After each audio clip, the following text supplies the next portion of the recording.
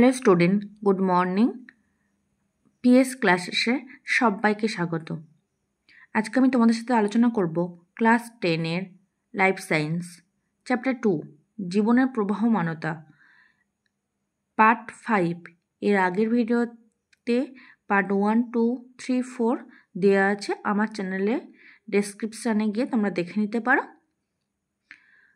আর ভিডিওটি যদি ভালো লেগে থাকে তোমার বন্ধুদের সাথে শেয়ার করতে ভুলো না, অবশ্যই শেয়ার করো এবং আমার চ্যানেলটিকে সাবস্ক্রাইব করে অল নোটিফিকেশানটি অন করে দিও এরকম আরও ইম্পর্টেন্ট গুরুত্বপূর্ণ ভিডিও পাওয়ার জন্য। তো চলো আজকে এসে কি প্রথম প্রশ্ন আছে, উদ্ভিদের জনন অঙ্গ কোনটি? বিটবের কোন অংশ থেকে ফুল উৎপন্ন হয়? প্রত্যেকটা উত্তর দেওয়া আছে, তোমরা পারলে স্ক্রিনশট নিয়ে রাখতে পারো অথবা খাতা পেন নিয়ে নোট ডাউন করতে পারো। সবচেয়ে ভালো খাতা পেন নিয়ে নোট ডাউন করলে তোমাদের খাতাও থাকবে এবং তোমাদের পড়তেও সুবিধা হবে। সম্পূর্ণ ফুলের কতগুলো স্তবক থাকে? কোন প্রকার ফুলকে বহু প্রতিসম ফুল বলা হয়? বৃত্তির প্রতিটি খণ্ডাংশকে কি বলে? আর আমার প্রত্যেকটা ভিডিও ছায়ার থেকে নেওয়া হয়েছে, তোমাদের সুবিধার্থে ছায়া প্রকাশনী থেকে আমি প্রত্যেকটা ভিডিও বানিয়েছি, এতে তোমাদের আশা করি সুবিধা হবে। ফুলের পাপড়ির কাজ কি? দলমণ্ডল কাকে বলে? দলমণ্ডলের প্রতিটি অংশকে কি বলে? পুংদণ্ড ও পরাগধানী নিয়ে গঠিত পুংস্তবককে প্রতিটি অংশকে কি বলে? ফুলের পুংজনন কোষ কোন অংশ থেকে উৎপন্ন হয়? পাতা ঝাঁঝি নামক জলজ উদ্ভিদের পুংপুষ্পে কতগুলো পুংকেশর থাকে? ফুলের প্রতিটি গর্ভপত্রের কয়টি অংশ থাকে? ডিম্বাশয়ের সঙ্গে যুক্ত যে সরু দণ্ডটি গর্ভমুণ্ডকে ধারণ করে তাকে কি বলে?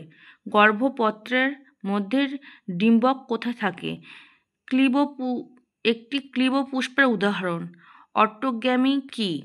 পরাগযোগের অজৈব বাহকের নাম লেখো। পরাগযোগের দুটি জৈব বাহকের নাম।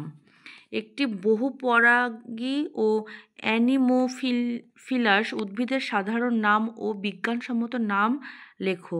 গম ও নারকেল গাছের পরাগযোগের বাহকের নাম লেখো। একটি জলপরাগী ও হাইড্রোফিলাস উদ্ভিদের সাধারণ নাম ও বিজ্ঞানসম্মত নাম। একটি পতঙ্গ পরাগী ও এন্টোমোফিলাস উদ্ভিদের সাধারণ নাম ও বিজ্ঞানসম্মত নাম। জুফিলি কাকে বলে?